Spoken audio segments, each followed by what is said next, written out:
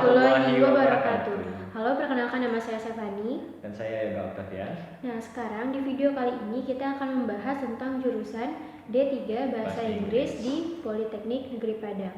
Nah, sebelumnya mungkin ada yang belum tahu nih, sebenarnya kan orang mengira Politeknik ini hanya jurusan teknik ya, padahal bukan gitu. Sebenarnya masih ada jurusan di luar teknik. Apa aja sih jurusan di luar teknik yang ada di Politeknik Negeri Padang juga?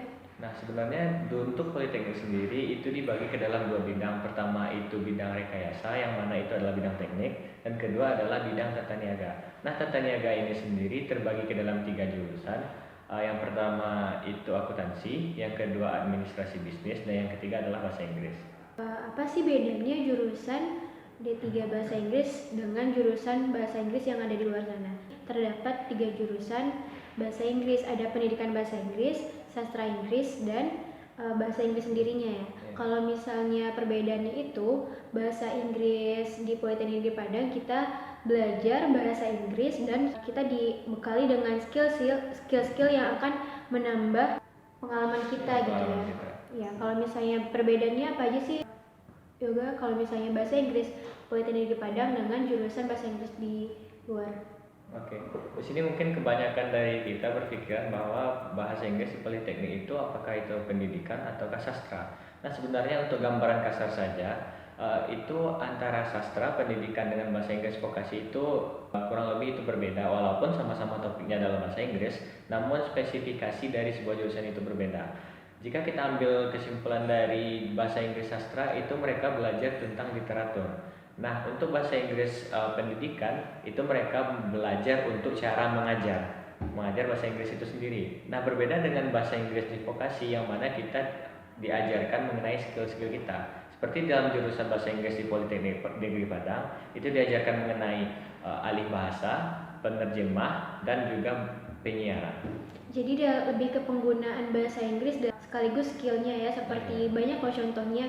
Nah, sekarang kita akan membahas tentang mata kuliah yang ada di bahasa Inggris D3 Politeknik Negeri Padang. Mata kuliah di semester pertama itu lebih ke dasar. Jadi kita belajar di basic juga ya. Ya, kita belajar basic grammar, speaking, listening, writing, and reading gitu. Nah, itu kita belajar dari dasarnya. Kalau misalnya semester 2 kita mulai intro to semua dari skill-skill tersebut. Misal kita intro kepada media penerjemahan dan juga broadcasting itu sendiri.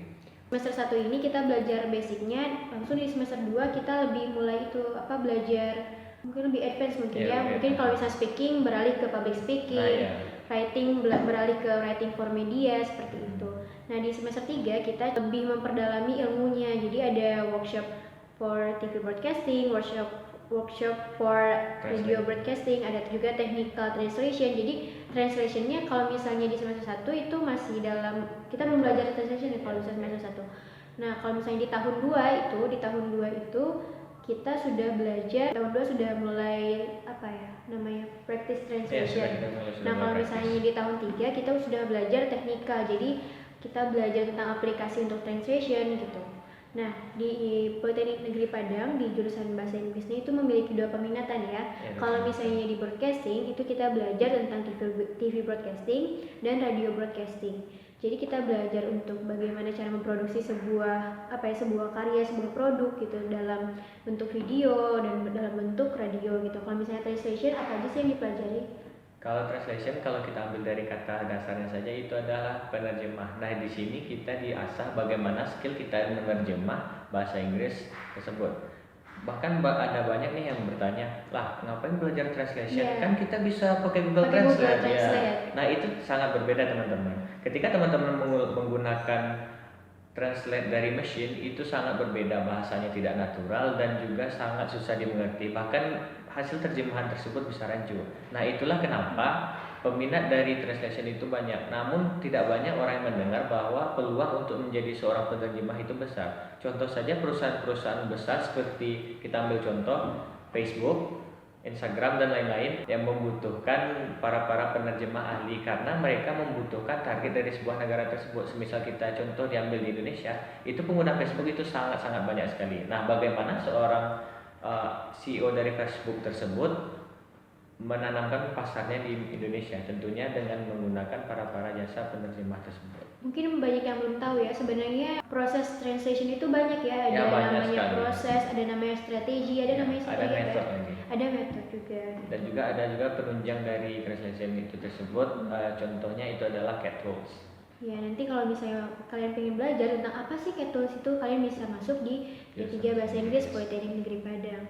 Nah, kalau misalnya translation itu kenapa tidak bisa diterjemahkan langsung, karena ada istilah, ada budaya dan seperti itu gitu. Kalau bagaimana sih dengan lingkungan di bahasa Inggris, seperti dosennya, teman-temannya? Kalau misalnya menurut Yoga kayak gimana? Kalau dari saya pribadi, setelah saya masuk ke jurusan bahasa Inggris, saya sangat bersyukur yang mana dosen-dosennya sangat suportif dan juga media pembelajaran itu sangat-sangat lengkap sekali. Jadi saya bisa mengasah skill saya terutama dalam bahasa Inggris. Ya, kalau misalnya untuk teman-temannya juga, kita di bahasa Inggris ini tidak ada senioritas. Ya, biasanya sangat friendly gitu. Terus jadi, jika teman-teman misalkan aku nggak punya basic nih kak, jangan teman-teman berpikir seperti itu, karena kita sama-sama belajar dan kami siap untuk saling membantu, dan dosennya juga kece dah. Mungkin banyak di kalian berpikir gitu, kayaknya kalau misalnya masuk D3 Bahasa Inggris Politeknik Negeri Padang harus bisa bahasa Inggris enggak? Padahal sebenarnya lebih bagus kalau misalnya kita mempelajari. Cuman kalau misalnya emang kalian ingin belajar di bahasa Inggris tapi belum memiliki basic yang cukup gitu, masuk aja nggak apa-apa, karena di semester 1 kita sudah mulai belajar, bukan sudah mulai, kita belajar dari basic gitu ya. Jadi teman-teman jangan usah takut gitu. Terus apa sih tips dan trik untuk masuk di jurusan D3 Bahasa Inggris Politeknik Negeri Padang?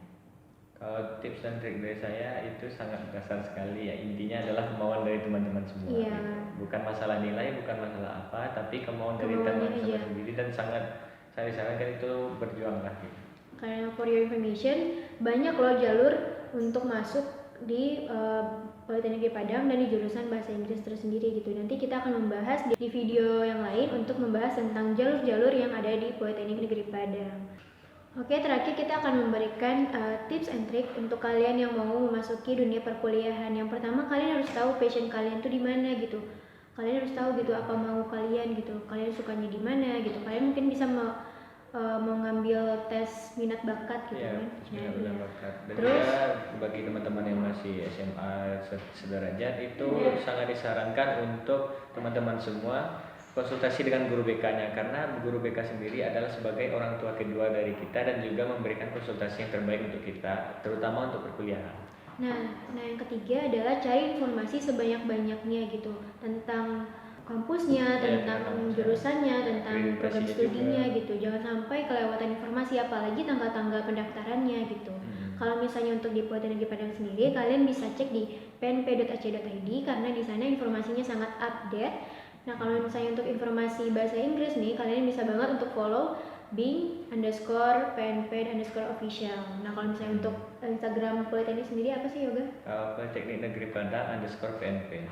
Oke, jadi kalian bisa follow itu untuk mendapatkan informasi terbarunya. Dan jangan lupa untuk subscribe YouTube Bing PNP. Oke, sekian teman-teman. Terima kasih sudah menonton video ini. Semoga kalian mendapatkan informasi yang kalian butuhkan selama ini. Terima kasih. Wassalamualaikum warahmatullahi wabarakatuh. Dadah.